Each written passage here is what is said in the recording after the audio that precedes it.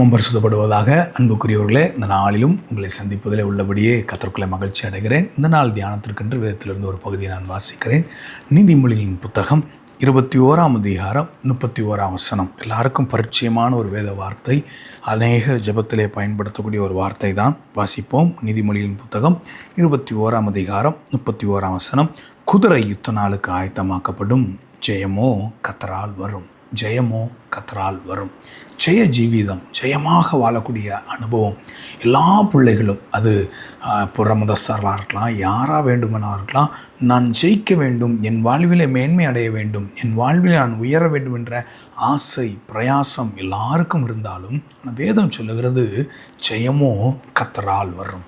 ஜெயமோ கர்த்தரால் வரும். வேதத்தில் அநேக பரிசுத்தவான்கள் ஜெய ஜீவிதம், யோசுவா, மோசே, யோசேப்பு, தாவீது போன்றவர்கள் ஜெயமாக ஜீவித்தார்கள். தானியல், இவர்களுடைய வாழ்க்கையில் அநேக பகுதிகளில் ஜெயம், வெற்றி. அவருடைய வாழ்க்கையில் அநேக காரங்கள், அநேக எல்லைகளில் பிரச்சனைகளும் போராட்டங்களும், அநேக காலங்களில் யுத்தங்களும் போராட்டங்களும் வந்திருந்தாலும் எல்லாவற்றிலும் கத்தனாய் முன்பாக நின்று கர்த்தர் அவர்களுக்காக வழக்காடினதும், கர்த்தர் அவர்களுக்காக பேசினதும், கர்த்தர் அவர்களுக்காக முன்னின்று யுத்தம் செய்ததும் அவருடைய வாழ்க்கையில் அநேகமாய் பார்க்கலாம்.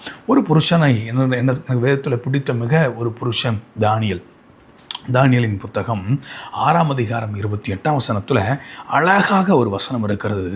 தரிவியின் ராஜ்யபாரம் காலத்திலும் பெர்ஷியனாகிய கோரேசனுடைய ராஜ்யபார காலத்திலும் தானியலின் காரியம் ஜெயமாயிருந்தது. தானியலின் காரியம் ஜெயமாயிருந்தது, ஜெயமாயிருந்தது. தானியல் ஜெயிப்பதற்கு காரணம் என்ன? தானியல் ஜெயிப்பதற்கு காரணம் என்ன? இந்த சத்தத்தை என்னை கேட்கிற தெய்வ பிள்ளைகளே, உங்கள் வாழ்க்கையில் ஒரு வேளை தோல்வியின் விளிம்பில் நீங்கள் இருக்கலாம். தொற்று போய் விடுவோமோன்ற எண்ணங்களோடு இந்த சத்தத்தை கேட்கலாம். வாழ்க்கையில் என் பொருளாதாரம், என்னுடைய வேலை, என்னுடைய நாளைய தினம், எதிர்காலங்கள் இவைகளெல்லாம் கேள்விக்குறியாக, கேள்விக்கணைகளாகவே என் வாழ்க்கையில் அநேகமாக இருக்கிறதுன்னு சொல்லி நீங்கள் ஒரு விதத்தில் கேள்வியோடு கூட இருக்கலாம். ஒருவேளை சரீர பலவீனத்தில் தோல்வியோடு கூட நீங்கள் காணப்படலாம். இன்றைக்கு நான் ஒன்று சொல்லுகிறேன். நம்முடைய வாழ்க்கையில் ஜெயமாக ஜீவிப்பது கர்த்தர் தான் கிரியை செய்ய முடியும். கர்த்தர் தான் அந்த ஜெய ஜீவிதத்தை கட்டளிட முடியும். தானியலின் காரியமோ ஜெயமாக இருந்ததுக்கு காரணம் என்ன? 1ஆம் அதிகாரத்திலே தானியலை பாபிலோனின் ராஜாவாகிய நேபுகாத் நேச்சார் அழைத்து வரும்போது, 1ஆம் அதிகாரம், ஒரு கூட்ட வாலிபர்களை அங்கு அழைத்து வருகிறார். 1ஆம் அதிகாரம் 3ஆம் வசனத்தை வாசிக்கிறேன்.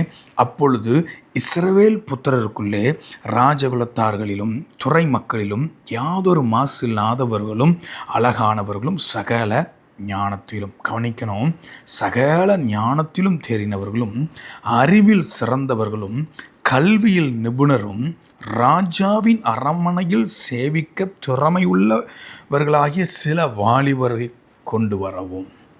ராஜாவின் அரண்மனையில் சேவிக்கிற திறமையுள்ள சில வாலிபர்கள். அவர்கள் யாரா? கல்வியில் நிபுணர், அறிவில் சிறந்தவர்கள், ஞானம் பெற்றவர்கள். அதில் ஒரு 4 வாலிபர்கள் ஒரு காரியத்தை செய்கிறாங்க.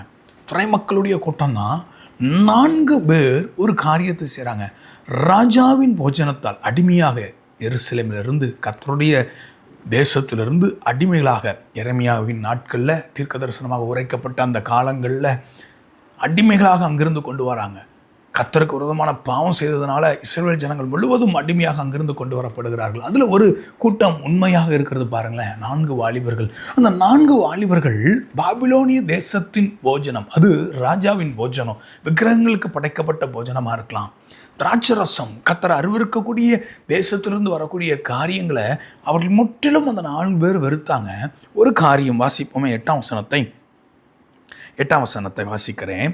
தானியல் ராஜாவின் போஜனத்தினாலும் அவர் பானம் பண்ணும் திராட்சரசத்தினாலும் தன்னை தீட்டுப்படுத்தலாகாதென்று தன் இருதயத்தில் தீர்மானம் பண்ணி கொண்டு, முதல்ல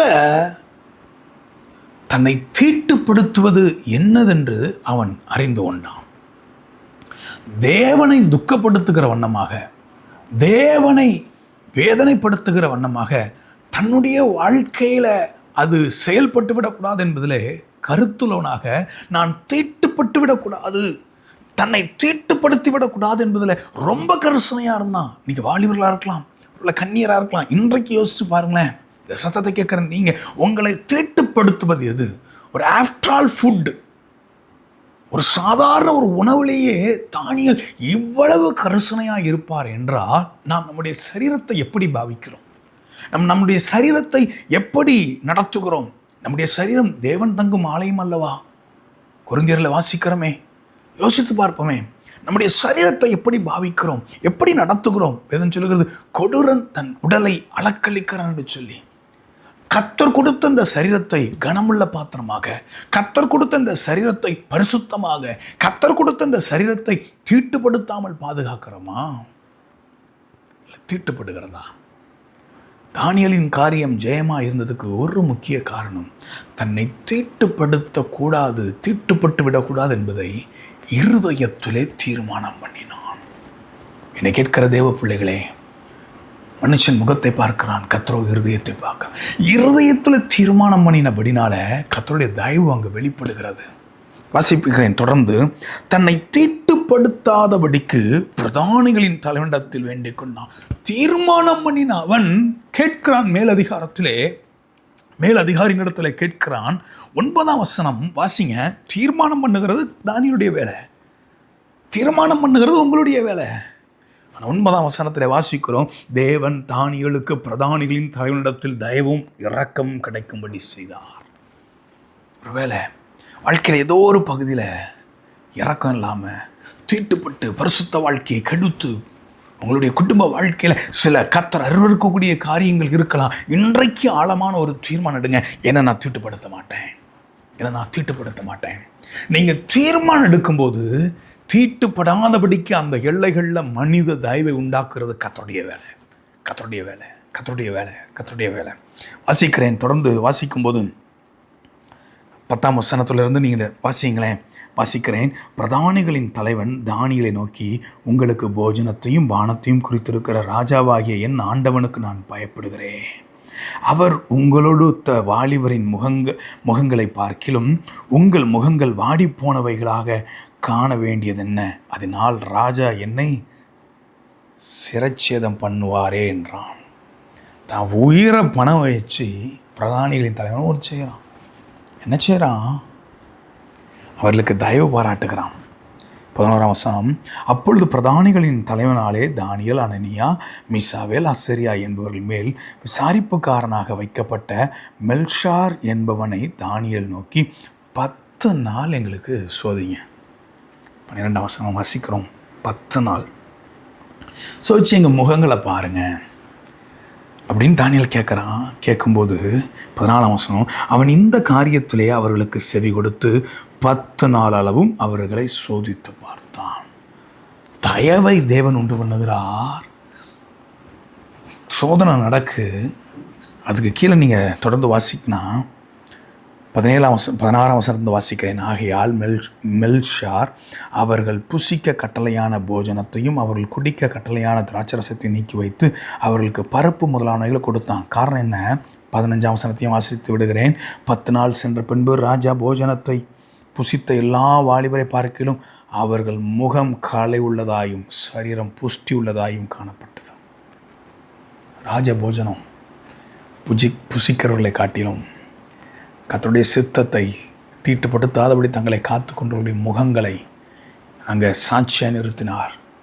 அது மாத்திரமல்ல, தங்களை தீட்டுப்படுத்தாதபடி காத்த அந்த தானியேலுக்கு கொடுக்கப்பட்ட ஒரு பெரிய ஆசீர்வாதம். ஒருவேளை வாழ்க்கையில் ஞானம் இல்லாமல் நான் அதில் தோற்று போயிட்டேன், கொஞ்சம் இதில் நான் அறிவாக நடந்திருக்கலாம், கொஞ்சம் இதை நான் காப்பாற்றியிருந்திருக்கலாம் நீங்கள் நினைக்கிறீங்களா? வாசிக்கிறேன், தொடர்ந்து வாசிக்கிறேன். 17ஆம் வசனம். இந்த 4 வாலிபருக்கும் தேவன் சகல எழுத்திலும் ஞானத்திலும் அறிவையும் சாமர்த்தியத்தையும் கொடுத்தார். தானியேலை சகல தரிசனங்களையும் சொப்பனங்களையும் அறியத்தக்க அறிவுள்ளவனாக்கினார். பாருங்க, தீட்டுப்படுத்தாதபடி காத்ததுனால கொடுத்த தேவ வரம், தீட்டுப்படுத்தாதபடி தங்களை காத்ததுனால கர்த்தருடைய வாக்குத்தத்த ஆசீர்வாதங்கள். இது புற தேசத்து ராஜா அவன் வாயிலிருந்து கூட சொல்லுகிறான். 20ஆம் வசனத்தை நான் வாசிக்கிறேன். ஞானத்துக்கும் புத்திக்கும் அடுத்த எந்த விஷயத்தில் ராஜா அவர்களை கேட்டு விசாரித்தானோ அதிலே தன் ராஜ்யம் எங்குமுள்ள சகல சாஸ்திரிகளிலும் ஜோசியரிலும் அவர்களை 10 மடங்கு சமர்த்தராக கண்டான். கோரேஸ் ராஜ்யம்பாரம் பண்ணும் 1ஆம் வருஷம் மட்டும் தானியேல் அங்கே இருந்தான். நேபுகாத்நேச்சாருடைய மகன் தரியு ராஜா கோரேசின் ராஜ்யம் நம்ம வாசியமே 6ஆம் அதிகாரம் கடைசி வசனத்தில் தரியு கோரேசி நாட்களில் தானியேலின் காரியம் ஜெயமாக இருந்தது. வேதம் சொல்லுகிறது, அவர்களை சமர்த்தர்களாக ஞானம் நிறைந்தவர்களாக 10 மடங்கு உயர்த்தி தேவன் அலங்கரித்தார். காரணம், தீட்டுப்படுத்தாதபடி காத்தார். தொடர்ந்து கர்த்தர் சித்தம் இருந்தால் நாளை தினத்திலே இதனுடைய செய்தியின் அடுத்த பகுதியை நாம் பார்ப்போம். கர்த்தர் மகிமை அடைவாராக. கண்களை முடிச்சு பிப்போமா? கண்களை மூடுவோம். தகப்பனே, நன்றியோடு கூட துதிக்கிறோம். ஜெயம் எப்படிப்பட்டவர்களுக்கு கிடைத்தது? தீட்டுப்படுத்தாதபடி தன்னை காத்த தானியேலுக்கு கிடைத்தது அல்லவா? அதே போல் இந்த சத்தத்தை கேட்கிறவர்கள ஒவ்வொருடைய வாழ்க்கையில் இருதயத்தில் ஆழமான தீர்மானம் எடுக்கட்டும். இனி நான் தீட்டுப்படுத்த மாட்டேன். தேவன் விரும்பாத அசுத்தங்களை செய்து இனி கர்த்தருடைய சரீரத்தை, கர்த்தர் எனக்கு கொடுத்த அந்த சரீரத்தை நான் தீட்டுப்படுத்த மாட்டேன் என்று சொல்லி தீர்மானம் எடுத்து தேவனுடைய ஞானம் கிருபையினால் பெருக கர்த்தருடைய ஊழியனாய் ஒவ்வொருவரையும் மனதார் ஆசீர்வதிக்கிறேன். ஜெயமாக எல்லாரையும் நிறுத்தும், காத்துக்கொள்ளும், பலப்படுத்தும். இயேசுவின் மூலம் பிதாவே, ஆமேன், ஆமேன், ஆமேன்.